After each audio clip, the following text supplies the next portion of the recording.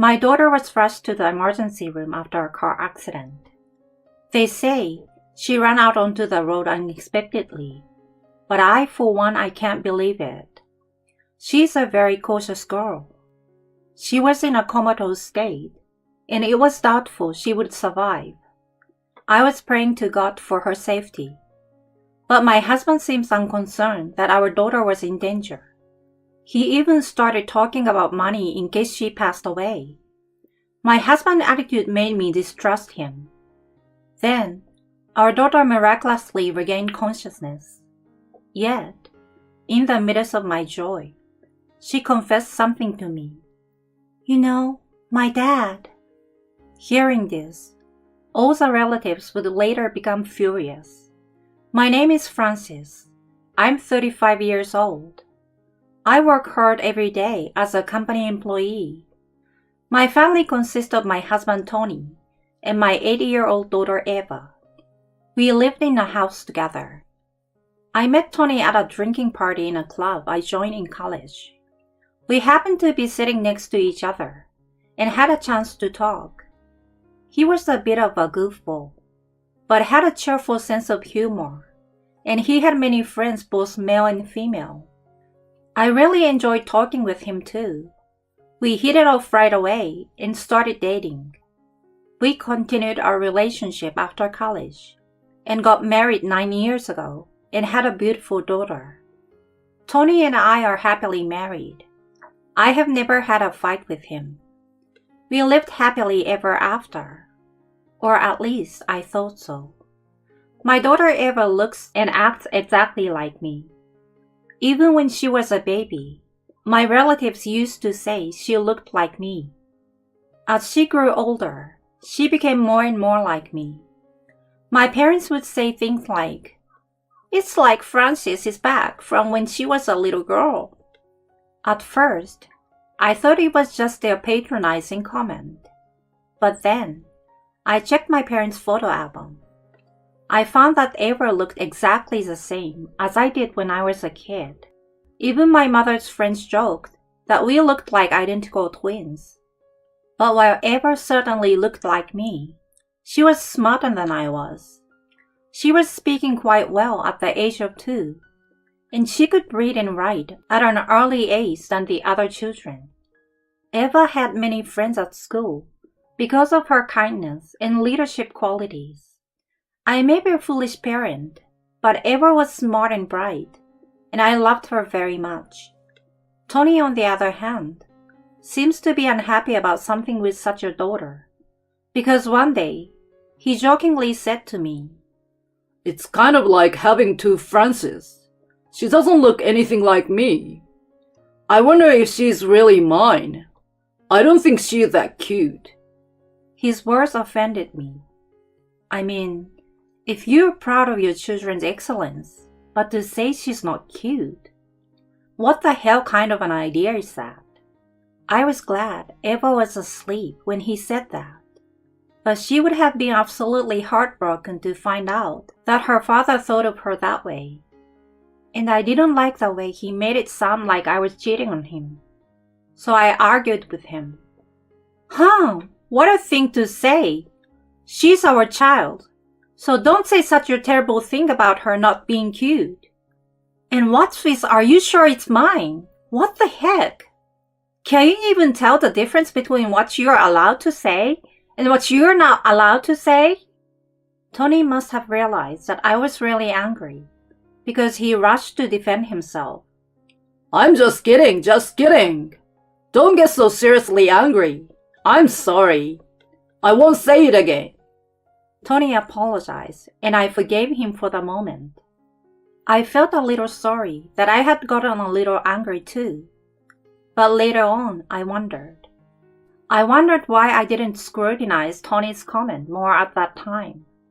I would regret it. Tony also works as an office worker, so we are both very busy. We have been sharing the household chores since the beginning of our marriage, and have been doing well. However, he told me that his company's business was in a slump. In order to fix it, Tony has become even busier. Overtime work has increased, and working on holidays is commonplace. Plus, his salary and bonus were cut drastically. It was not unusual for Tony to have to stay overnight at work, and so his time at work was drastically reduced. I don't think it's fair to overwork employees this much, no matter how bad the economy is. I suggested to my husband that he change jobs. I've worked for this company for many years, and I want to support them. I'm sorry for the trouble I've caused you, but I can't just walk away when my boss and my coworkers are working so hard. The company's economy is going to pick up in a little while, so please bear with me for a while longer. I understand why he doesn't want to part ways with his boss and coworkers, so I couldn't say no to Tony's desperate request. I had to work more overtime on my end because my husband was paying me less money for us to live on. I don't stay overnight like he does, but I still get home late. I like my job, and I'm doing it at my own pace, so it's not a problem. But Ever spends more time with the sitter, so I feel sorry for her. I'm sorry, Ever. Mom and Dad have been busy. When we get some time off, we'll go somewhere together as a family. I said this to Ever, as if I was trying to explain myself. But she never blamed me. Mom, I'm a strong girl, so I will be fine. And I'm proud of you and Dad for working so hard. My daughter tries to cheer me up like that, even though she must be lonely. She's just like me, in the way that I'm always thinking of others to the point that I start losing weight. I felt bad that she had to put up with everything, so I decided to give her a present. I bought Ever a smartphone. A smartphone might be a little too early for an 8-year-old, but my daughter was good with electronics. She could use my computer, my phone, and look things up. Maybe she has a talent in that direction. I figured that if she had her phone when I was away from home, we should be able to have a conversation online, even if I couldn't reply right away. Predictably, my daughter was overjoyed when I gave her the phone. I know it cost you a lot of money, Mom, but I'm glad. Thank you. Eva's smile made me happy too. Up until that moment, I had thought of the house as a busy but fun place to live. So I had no idea that such a big event would happen. I was working overtime at work that day. I was working, sighing and thinking how busy I was when my phone rang. It was the hospital calling. Your daughter has been rushed to the hospital. I was shocked to hear this information, and my mind went blank. In case of emergency, Eva carries a note with my phone number on it and keeps it in her bag. That's why the hospital called me right away. I told my boss what had happened and immediately took a cab to the hospital. When I arrived at the hospital, a nurse explained the details to me. She told me that she was driving along when she saw my daughter suddenly run out into the driveway. I didn't quite believe her story. Eva is a very cautious person, and it would never occur to her to run out into the road. However, the woman didn't seem to be lying. According to her story, it looked like someone pushed her out of the way. There are a lot of things to think about, but first of all, I just want my daughter to be safe. I was hoping that she would survive. That's all I could ask for. According to the doctors involved in the examination and treatment, my daughter had been hit on the head and was in a critical condition unconscious. They said it was a 50-50 chance that she would survive, and that there was a possibility that she might not regain consciousness. Please be prepared for any emergency. When he told me that, I fell to the ground in shock. Why should my precious daughter have to go through this? A little later, Tony arrived at the hospital. When I explained to him about my daughter's situation, he looked down with a despairing expression on his face. Oh no, maybe something was troubling her, because why would she run out into the road on her own? I don't know. What to do, Tony? If she doesn't wake up, I will. Don't lose heart. I hope Eva survives, but if she's unconscious, you might want to prepare yourself. I don't know if I'm losing my mind, but Tony said he was ready to give up. That's when I noticed something. I thought I saw a grin on Tony's face before he turned his head. I thought it was an optical illusion or my imagination, and forced myself to forget it. Later, my parents-in-law, my brother and sisters-in-law came to the hospital to pray for my daughter's safety. We all waited in the waiting room and in the hallway, hoping that she would regain consciousness. But the next day, Eva did not regain consciousness. I was depressed, but my relatives encouraged me, saying, "It's going to be okay, and you have to stay strong." I somehow managed to pull myself together. Eva was on the brink of death, and there was no way I was going to give up now. Eventually, it was decided that it was going to be a long day, so I decided to get our bags ready. The relatives disbanded for the time being, and I was left alone with Tony at the hospital. Then, he said something I couldn't believe. Eva is not going to make it, and now I don't have to pay child support. I'm going to take this opportunity to make this very clear, Francis. I want a divorce. With that, he offered me divorce papers with his signature on it. I was aghast at the offer, which was so sudden. Huh? What are you talking about all of a sudden? Eva might still be alive. And what the hell is this divorce thing all of a sudden? You've never acted like that before. In response to my question, Tony said, I've been thinking about it for a while. Does he have any idea how insane he sounds under the circumstances? I can't see you as a lady anymore. You are too serious for my taste. I'm not sure we can make it as a couple anymore. There was something in his words that stuck with me. Is it possible that you love someone else? I want to marry her, but I don't want to pay alimony and child support. Is that why you're asking for a divorce at this point? Well, that's not it. I just simply felt I couldn't go on living with you. Tony denies it, but his eyes are looking from side to side, and it's obvious he's lying. I was tempted to pursue this or that, but now was not the time. Right now, we need to pray for Eva's safety first and foremost. Let's talk about the divorce later, because right now, all I want to think about is Eva. That's what you're trying to get away with, isn't it? I won't be fooled. Now sign these papers. The relatives returned just as Tony was pressing me to do so. Tony rushed to put the divorce papers back in his bag. Apparently, he didn't want his relatives to hear about the divorce. I decided to go through with it because it was convenient for me. All that mattered now was Eva's safety. Please, God, please save Eva.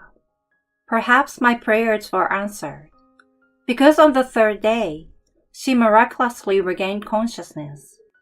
My family and I wept and rejoiced, but Tony was pale and trembling.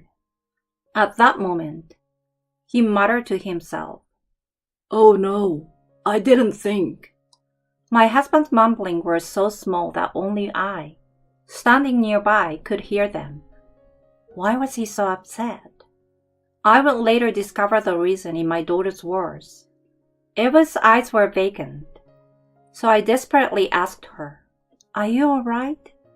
She stared at me for a moment, and then told me something. Mom, Dad pushed me into the road.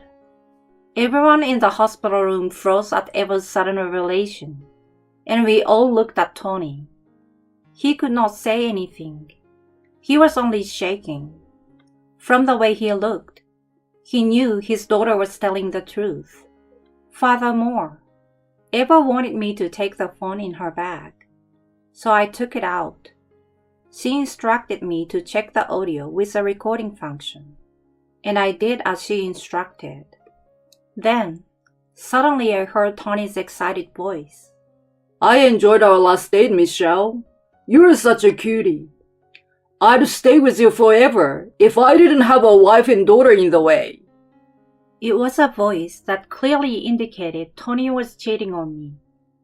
According to my daughter, she heard her dad talking to the woman he was cheating on me with at home and immediately recorded it. Eva then confronted Tony. Do you have someone else you like besides Mom? Tony stared at Eva with a scary look on his face. Don't ever tell Mom. If you do, you will be in big trouble. I stared at Tony when I heard that. What the hell is wrong with you? Hey, Eva, it's a crime to record people talking without their permission. And Francis, did you buy your kid a smartphone? She's not ready for that yet, so don't spoil her. Tony is trying so hard to change the subject. Of course I'm not fooled. Huh?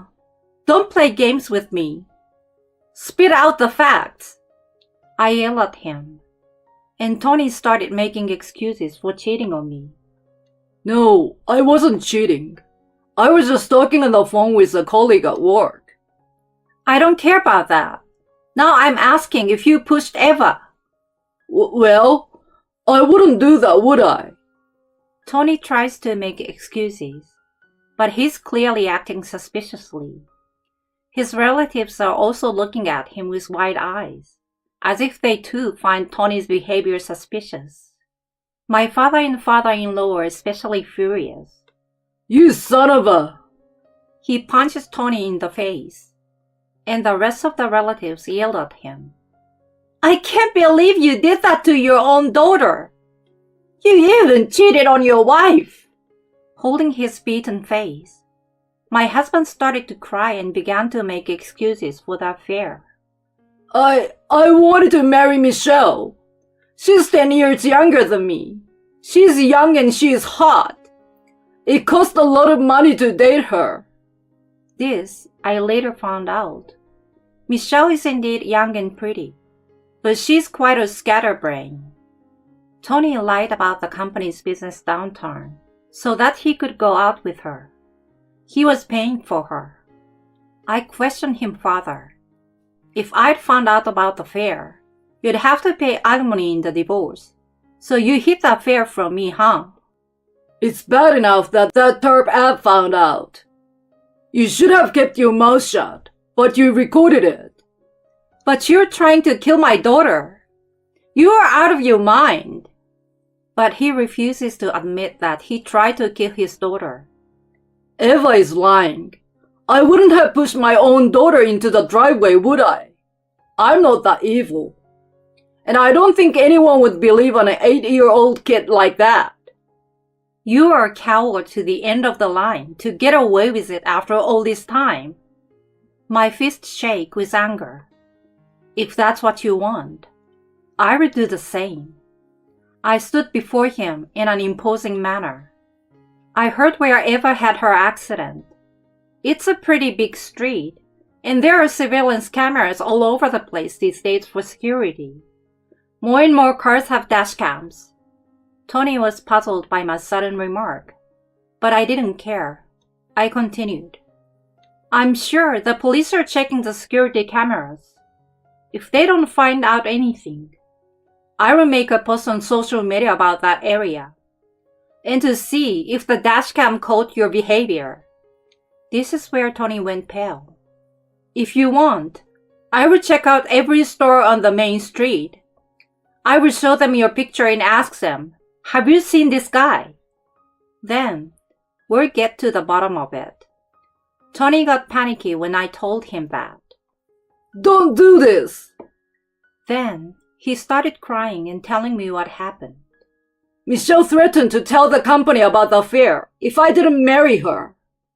If Eva was gone, they would never find out about the affair, and I wouldn't have to pay alimony and child support. That's what I thought. I stared coldly at Tony, who looked desperate. How could this man risk Eva's life for his self-preservation? I'm breaking up with Michelle, and I will work hard for you from now on. So please don't call the police. With these words, he finally lost it. What? How can I forgive you? I can't believe you would put your own daughter in an accident for the sake of your unfaithful partner. How can you say please don't divorce me or please don't tell the police? That's because I'm going to report you to the police. Of course I'm divorcing you, and I'm getting alimony and child support. You are a disgusting person and a terrible father. Don't you ever come near me or ever again. Tony is sobbing on the floor, looking miserable, but no one was there to help him. Tony was later arrested, convicted, and sent to prison. I signed Tony's divorce papers and filed for alimony against him and Michelle, the woman he had been having an affair with. I also demanded child support. Tony's portion would be paid by my in-laws on his behalf. They said they will make sure he pays them back when he gets out of prison. But even if he gets out, Tony will have a tough future ahead of him. Michelle resigned from her job after the company found out about the affair. She also owes money to her parents and has been paying me alimony. Her parents disowned her and she's having a hard time making ends meet. She's now living in a cheap apartment and working part-time. I, on the other hand, have returned to my parents' house and I'm living a peaceful life. Eva is recovering well and was discharged from the hospital. Now I'm raising Eva with the help of my parents' support. I will continue to gently watch over my smart daughter's growth.